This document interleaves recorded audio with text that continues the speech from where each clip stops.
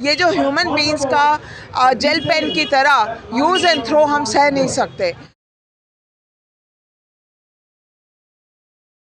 ये जो हमारी दिल्ली यूनिवर्सिटी है अपना 100वां साल मना रही है और पॉलिसी के स्तर पे देखें तो एकदम यूनिवर्सिटी को ख़त्म कर देने वाले नोटिफिकेशंस लगातार आ रहे हैं, पॉलिसी लाई जा रही है। फॉर एग्जांपल आप देखिए कि जैसे प्राइवेट यूनिवर्सिटीज़ में एक सेमेस्टर ख़त्म होने को है और हमारा फर्स्ट सेमेस्टर का एडमिशन ख़त्म नहीं हुआ है। जिस तरीके से डिलेड एडमिशन हुआ है उसमें स्टूडेंट का यहाँ पर साइंसेज में जो नंबर ऑफ़ स्टूडेंट्स है घट गया है। पीजी में अभी तक एडमिशन शुरू नहीं हुआ है। और अभी जो यहाँ पे टीचर्स का मसला है वो सबसे इम्पॉर्टेंट ये है कि आपको मालूम है कि 10 साल से यहाँ पर अपॉइंटमेंट प्रोसेस नहीं हुआ था। डूटा की लगातार डिमांड रही है कि जो लोग काम कर रहे हैं उनको नौकरी मिलना चाहिए। ये जो ह्यूमन बींग्स का जेल पेन की तरह यूज़ एंड थ्रो हम सह नहीं सकते। तो आपके पास 1400-1500 कैंडिडेट आ रहे हैं जिनको आपको इंटरव्यू करना पड़ रहा है। 2-2 मिनट के इंटरव्यू के बेसिस पे जो लोग 10 साल हमने को दिए कॉलेज को, यूनिवर्सिटी को, आप उनको निकाल नहीं सकते।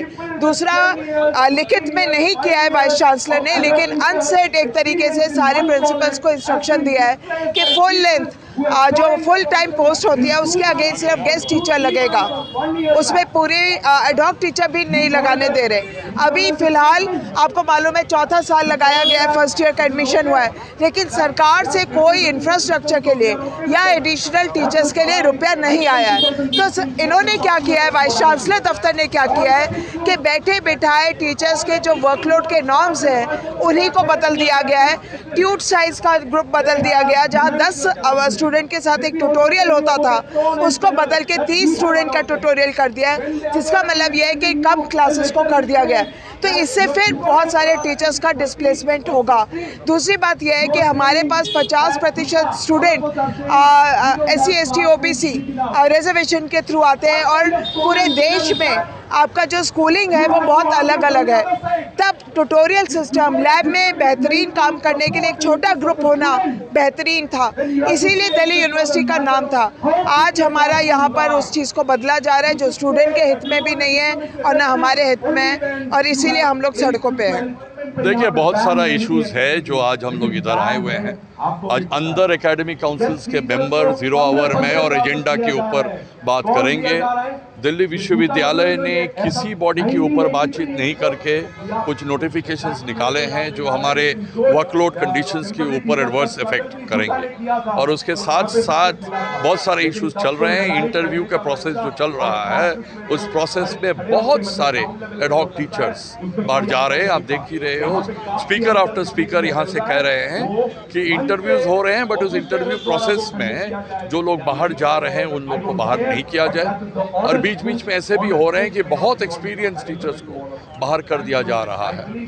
तो ये डिस्प्लेसमेंट बंद हो, जो लोग पढ़ा रहे हैं उन्हीं को उधर अपॉइंटमेंट दिया जाए, और एकेडमिक काउंसिल में यही डिसीजन लिया जाए कि जो लोग या जो नोटिफिकेशन विश्वविद्यालय ने दिया है उस विश्वविद्यालय ने उस नोटिफिकेशन को तुरंत वापस ले। इसी डिमांड के ऊपर आज हम लोग आए हुए हैं। बहुत क्लियरली मैं आपको बोलना चाह रहा हूँ, जब आपको एजुकेशन के ऊपर फंडिंग कम हो रहा है, जब आपको टीचर स्टूडेंट रेशियो गड़बड़ हो रहा है, तो वो जो हो जाए वर्ल्ड स्टैंडर्ड के तो टीचिंग लर्निंग प्रोसेस दिल्ली विश्वविद्यालय में या भारतवर्ष में नहीं हो रहा है। मैं फेडकुटा के लेवल पे 4 साल federation of central university lead किया हूँ, तो विश्व गुरु बनाने के लिए नहीं हो रहा। देखिए, कुछ चीज़ों के मांगे तो पूरी हो रहे हैं, मैं ये नहीं बोलूँगा, बट उसका स्पीड जो है वो बहुत स्लो है, बहुत स्लो है। तो इसीलिए डिमांड करना अगर आप या रेजिस्टेंस देना, आपको लग सकता है ये तो चल रहे हैं। ये बात सही है कि शायद यहाँ 80s में भी एजिटेशन चलता था और लास्ट ईयर भी चला और अभी भी कंटिन्यू कर रहा है, और कोविड के दौरान भी हम लोग एजिटेशन कर रहे थे, जिसके कारण आज हम लोग 20 लोग कोर्ट से वापस आ रहे हैं। तो agitation is a part, resistance is a part. तो कभी कभी सरकार के लिए बैरियर होते हैं, बट हम लोग दिशा निर्देश करने का जरूर कोशिश कर रहे हैं। तो किसी टाइम हम लोग थोड़ा कभी जो अभी स्पीकर बोल रहे हैं मजबूर किया, कभी मजबूर होके करते हैं, कभी थोड़ा टाइम लगा के करते हैं। तो मैं तो यही मानूंगा कि सरकार और यूनिवर्सिटी अधिकारी जल्द से जल्द हमारा इशू समझ पाए और मान ले। देखिए अभी डिफरेंट कॉलेजेस में काफ़ी इंटरव्यूज़ का प्रोसेस शुरू हो गया है, तो और ड्यूटा की बड़ी पुराने टाइम से ये डिमांड है कि जो साथी हमारे काम कर रहे हैं, बहुत सारे साथी ऐसे हैं जो 12 साल 15 साल इवन 20-20 साल से काम कर रहे हैं, तो हमारी कोशिश यही है और ड्यूटा का भी ये रेजोल्यूशन है कि उन साथियों का एक तरह से परमानेंट होना चाहिए, उनका अब्जॉर्प्शन होना चाहिए। बट हम देख रहे हैं कि काफ़ी कॉलेजेस में जैसे हंसराज है, लक्ष्मीबाई कॉलेज है, वहाँ पे मैसिव लेवल पे एक तरह का डिस्प्लेसमेंट हो रहा है।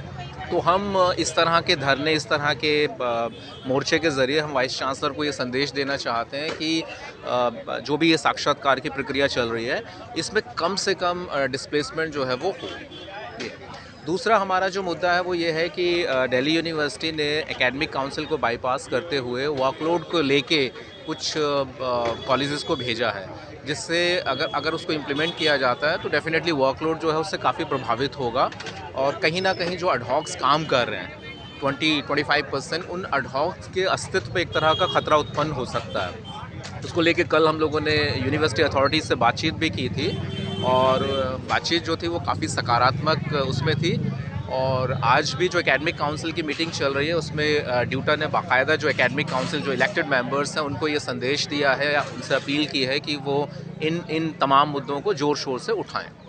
देखिए काफ़ी तो इसमें ऐसा नहीं है कि चीज़ें कार्यान्वित नहीं हो रही हैं। जैसे जो प्रोसेस शुरू हुआ है, कुछ कॉलेज हैं जहाँ पे थोड़ी सी प्रॉब्लम आ रही है just because of principal chairman, लेकिन कुछ कॉलेज ऐसे हैं जहाँ पे जो रिटेंशन की प्रक्रिया है उसमें तकरीबन आप ये मान के चलिए 85-90% तक वो सफल हो रही है ना। उसमें देशबंधु कॉलेज का एग्जांपल दिया जा सकता है, उसमें दयाल सिंह कॉलेज का एग्जांपल दिया जा सकता है, उसमें करोड़ीमल कॉलेज का एग्जांपल दिया जा सकता है। लेकिन कुछ कॉलेज हैं जो थोड़ा मनमानी कर रहे हैं और हमारी कोशिश यही है कि इन कॉलेजों में भी एक तरह से जो डिस्प्लेसमेंट है उसका जो प्रोपोर्शन है वो थोड़ा कम हो।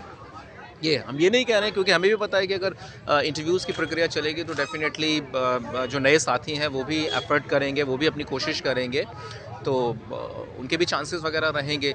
और एक और पॉइंट है जो बहुत इंपॉर्टेंट है वो EWS पोजीशंस को लेकर है। मतलब 2019 में government of India EWS reservation लेकर आई, लेकिन दिल्ली विश्वविद्यालय समेत जितने भी शैक्षिक संस्थान हैं अभी तक उसके रिगार्डिंग जो पोस्ट मिलनी चाहिए थी वो पोस्टें अभी तक नहीं मिल पाई, जिसके चलते हमारे बहुत सारे जो साथी हैं जो अनरिजर्व कैटेगरी में पढ़ा रहे हैं, क्योंकि अनरिजर्व के अगेंस्ट ही उनको एडजस्ट करना है, तो तकरीबन 400-450 साथी ऐसे हैं जो उसके कारण भी बाहर हो रहे हैं।